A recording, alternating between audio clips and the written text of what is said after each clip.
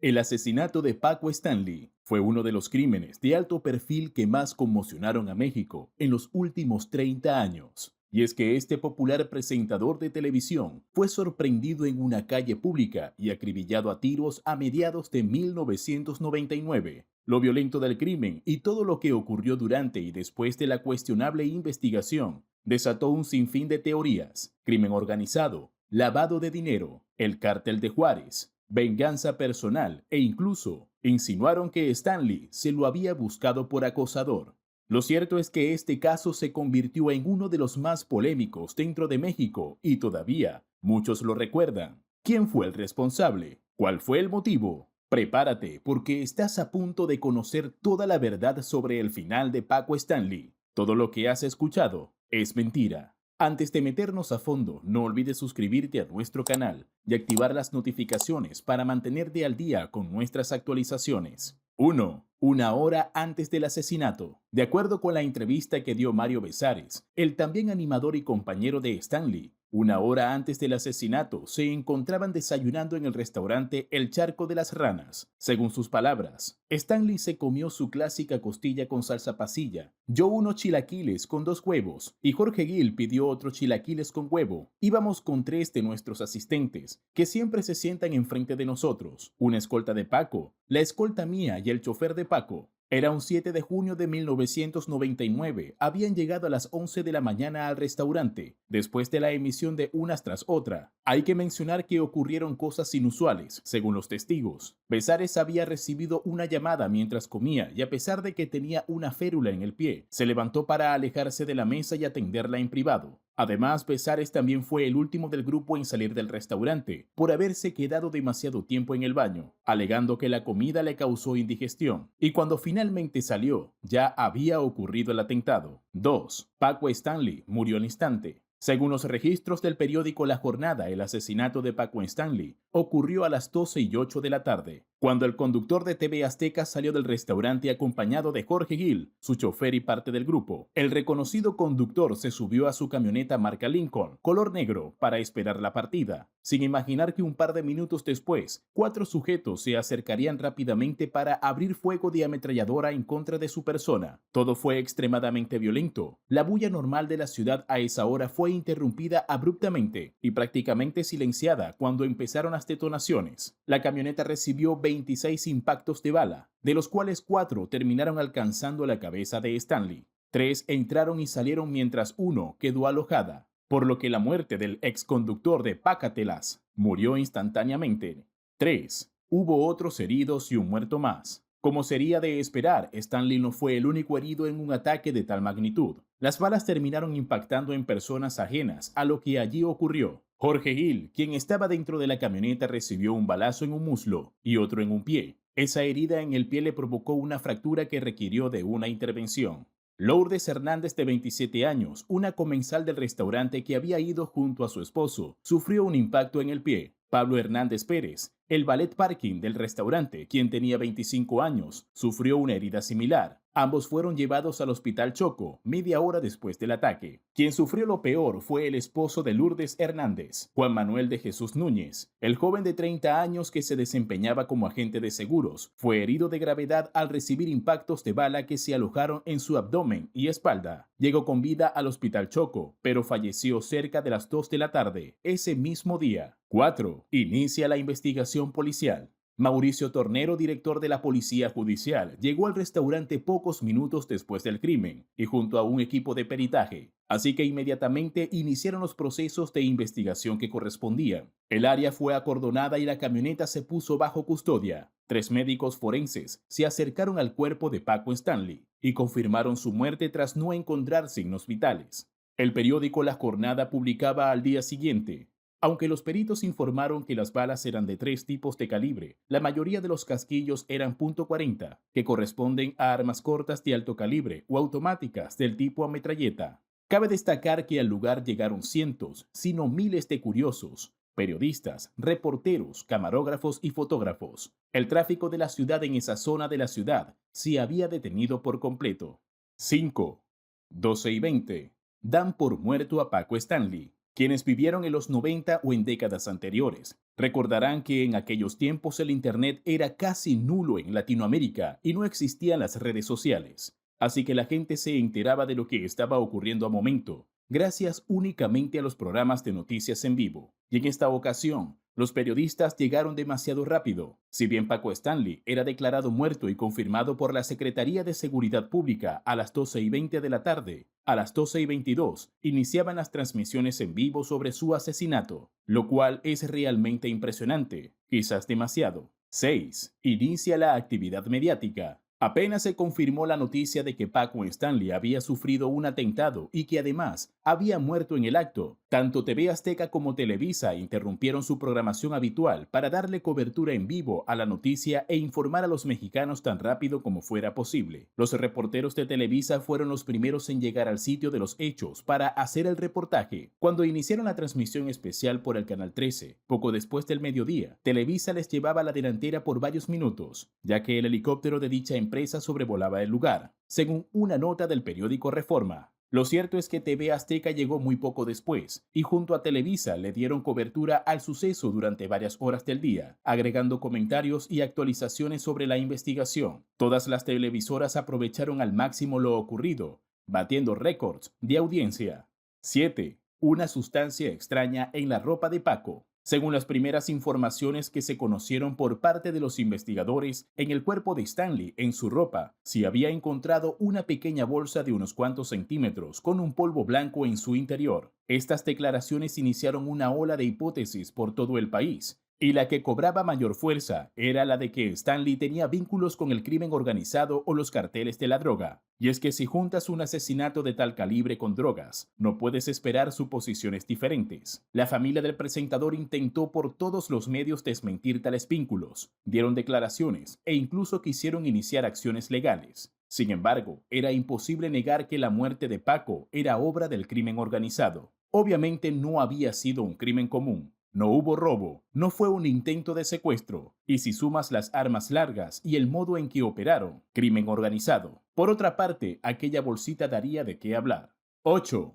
Besares y la bolsita. El anuncio de la bolsita que insinuaba que Paco Stanley consumía drogas fue muy impactante, porque era un hombre que presentaba un programa familiar que veían personas de bien y niños, por lo que muchos quisieron llegar al fondo de la verdad y sin esperar a la policía. Y hubo algunos que recordaron un episodio muy particular que ocurrió un año antes y durante una transmisión en vivo, pero cuando Paco y Besares trabajaban para Televisa en el show Pácatelas. Besares se encontraba bailando para animar el show, cuando tras moverse demasiado se le salió del bolsillo y cayó al suelo una bolsita con un polvo blanco. La recogió rápidamente y se la entregó a Stanley, quien no pudo ocultar sus nervios y tampoco emitió algún comentario. Sin embargo, continuaron el show como si no hubiera pasado nada, demostrando que había pasado mucho. Era una sustancia ilegal. Difícil saberlo, pero muchos creen que sí. 9. Complot televisivo. Un hecho curioso, aunque no tanto para quienes saben sobre el poder que tenían las televisoras décadas atrás, es que tanto Televisa como TV Azteca se esforzaron demasiado para intentar relacionar el asesinato de Paco Stanley con el crimen común. Por alguna razón se negaban a hablar sobre crimen organizado, y es que dedicaron largas horas de transmisión en vivo para mostrar el escenario de una manera en la que pudiera vincularse con la inseguridad de la ciudad y el delito común. Es decir, la lógica de estas televisoras era que pudo ser un robo o un secuestro que salió mal y terminó en más de 20 disparos de ametralladora. Las preguntas que hacían los reporteros de estos canales se enfocaban en realzar la delincuencia en la ciudad y la ineficiencia de un gobierno que no se tomaba el problema en serio.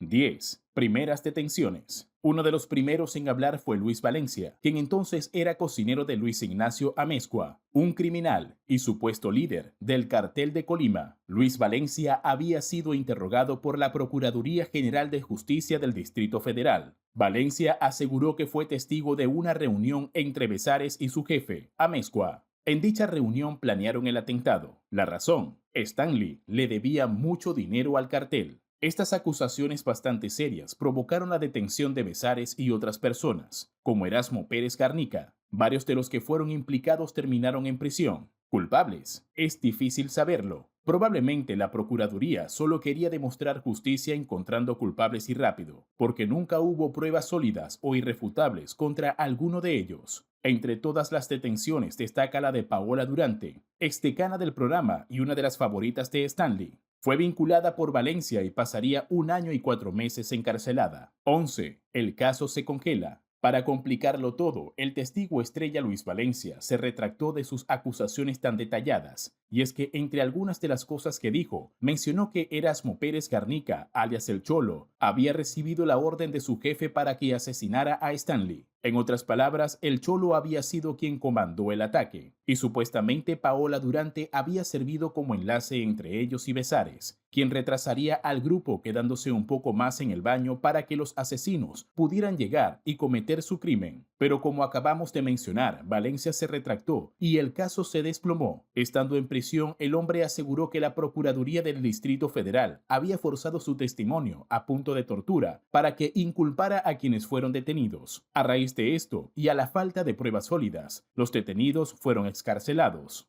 12. Millones de mexicanos seguían el caso de cerca. El caso de Paco Stanley tuvo uno de los procesos criminales más controversiales en el país, lleno de incidencias y contradicciones que provocaron que los mexicanos lo siguieran con mucho interés. Y es que los medios de comunicación, el sector político y la sociedad en general no paraban de establecer hipótesis y hasta posibles conspiraciones que involucraban a dirigentes del PRI o a grandes magnates. De una u otra forma, todos exigían lo mismo, una investigación imparcial. Sin embargo, esto no se conseguiría y tampoco habría un culpable definitivo. 13. Fue por deudas. Entre las muchas teorías que surgieron sobre el motivo del asesinato de Paco estuvo la de las deudas. Y no solo fue por habladurías de la gente. Una de las líneas de investigación que llevaban los detectives del caso intentaba explicar el crimen por supuestas deudas que Stanley tenía con Luis Ignacio Amezcua, las cuales eran grandes sumas de dinero y originadas por compras de sustancias ilegales.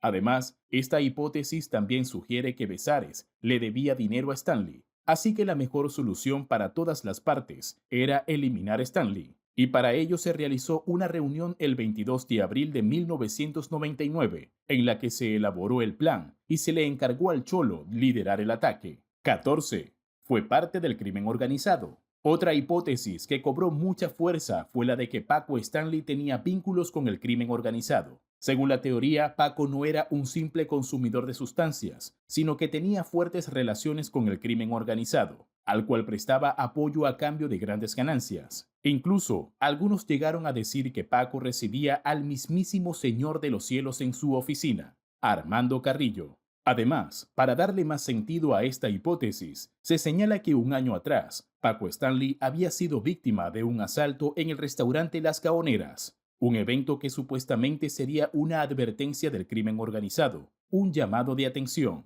Y lo cierto es que después de este susto, Paco consiguió un permiso de armas y contrató escoltas, lo que probablemente habría hecho molestar aún más a sus agresores. 15. O el Cártel de Juárez. La hipótesis de que Paco trabajaba para el Cártel de Juárez probablemente fue la más espectacular, porque ya se involucraba a un informante de la DEA y se hablaba de que Paco tenía cuentas en las Islas Caimán, con más de $5 millones obtenidos por sus vínculos con el narcotráfico. Una de las principales razones para involucrar a los cárteles fue la brutal y eficaz manera en la que se cometió el crimen. Se hizo de una forma profesional y sin dejarles pistas a la policía. Entre las afirmaciones que acompañaban esta hipótesis es que supuestamente Paco trabajaba para el Cártel de Juárez. Su rol fue convertirse en el intermediario, en el proveedor de estas sustancias para las personas de alto perfil en el mundo del espectáculo mexicano. Al parecer, un mercado bastante lucrativo. Entonces, Paco habría sido una baja en medio de la lucha territorial de los cárteles. Por supuesto, también fue un mensaje claro que estaban dispuestos a llevarse por delante a quien sea. 16. Fue por venganza y envidia.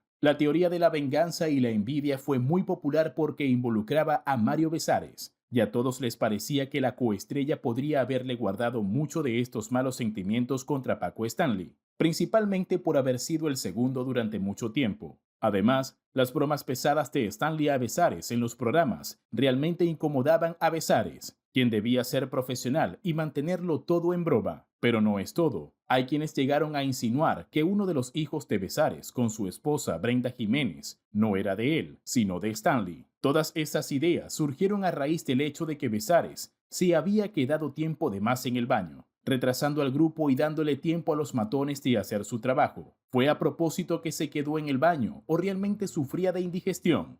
Nunca lo sabremos. 17. Fue por lavado de dinero. Varias indignaciones por parte de periódicos se fueron por el lado del lavado de dinero y activos. Según, el presentador era testaferro de altos mandos del crimen organizado, así que prestaba su nombre para adquirir propiedades o incluso crear empresas que eran manejadas por miembros de un cártel. Por supuesto, Paco recibía una jugosa tajada de las ganancias del negocio. 18. Una relación deteriorada. Otra razón por la cual desconfiar de Mario Besares fue lo escrito por Jorge Gil en su libro Mi Verdad. Aunque no acusa directamente a Besares de algo, sí menciona que su comportamiento ese día había sido bastante sospechoso. Además, Gil, quien recibió 2 impactos de bala durante el atentado, aseguró que la relación entre Paco y Besares llevaba muchos años deteriorada, que no parecía que pudiera recuperarse y que ninguno de los dos parecía interesado en intentarlo. Era como un matrimonio por conveniencia. Sin embargo, quizás Besares tenía sus razones. 19. Fue porque era un acosador.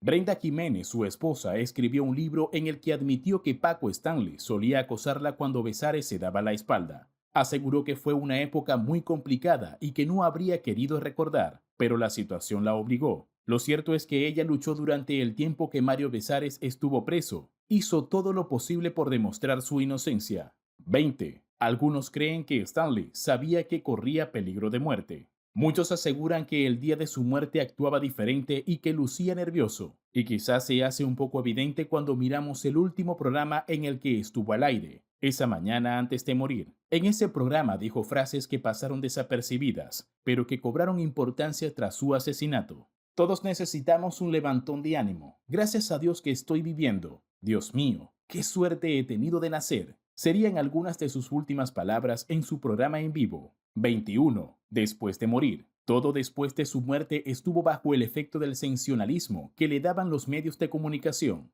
Y es que prácticamente todo fue televisado desde que su cuerpo quedó tendido en aquella camioneta negra. El velorio, el traslado al cementerio y el entierro. Los helicópteros persiguieron la caravana hacia el cementerio. Por supuesto, no faltaron sus miles de fans y muchos otros artistas reconocidos queriendo darle el último adiós. Además, claro, numerosos políticos y empresarios también acudieron al velorio y entierro, probablemente no tanto porque le tuvieran estima, sino porque era un buen momento para salir en televisión. La atención de México se centraba en la muerte y el entierro de Paco Stanley, quien descansa en el Panteón Español de Ciudad de México. 22. Versión del Procurador General de Justicia. El Procurador General de Justicia del entonces Distrito Federal, Samuel del Villar, dio unas declaraciones a la prensa. Todo parece indicar que el móvil de esta agresión, de esta violencia inusitada, dirigida al señor Stanley, no objeto de un objetivo patrimonial, no fue para robarlo, no fue para secuestrarlo, para pedir recompensa, sino que fue una operación dirigida para privarlo de vida.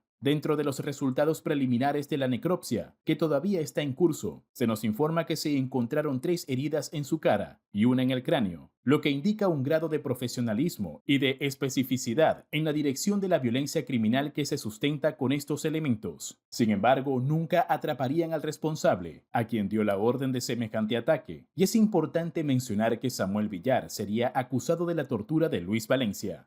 El asesinato de Paco Stanley fue uno de esos eventos que marcaron la historia mexicana. Fue un suceso que conmocionó a todos y dio mucho de qué hablar, generando tantas teorías que la verdad simplemente se fue difuminando. Y hasta el sol de hoy, el mundo sigue sin saber quién fue el responsable ni los verdaderos motivos.